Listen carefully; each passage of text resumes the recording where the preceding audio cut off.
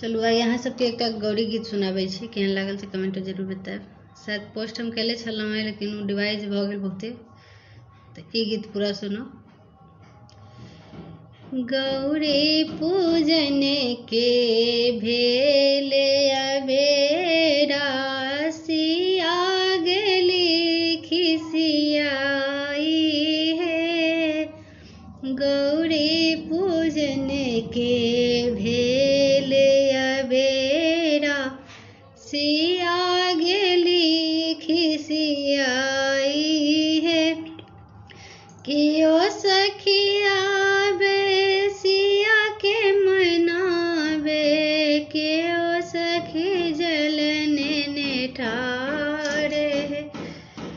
के ओ सखिया बेसिया के मनाबे, के ओ सखी जलने ठार है।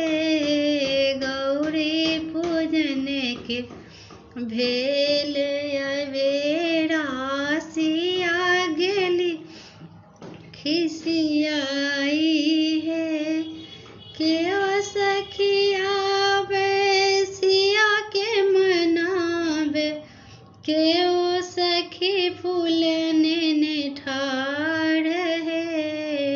गौरी पूजन के भेल अबेरा, सिया गेली खिसियाई है।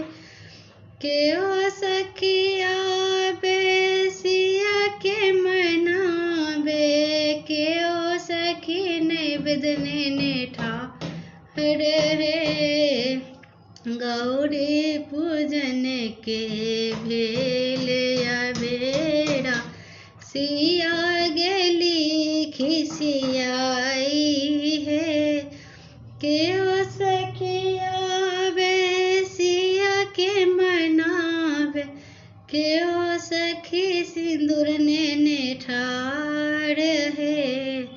गौरी पूजन के भेल अबेरा, सिया गेली खिसियाई है। तो सॉरी कियाकि हम एक लाइन छोड़ के गलौं है, कियाकि हमार फोन के कैमरा जे है से खराब है, हम फेसबुक पर ज़्यादा लंबा वीडियो नहीं डाल सकै छी, तो एहिके लेल माफी चाहै छी। गीत केहन लागल से कमेंट में जरूर बता दें।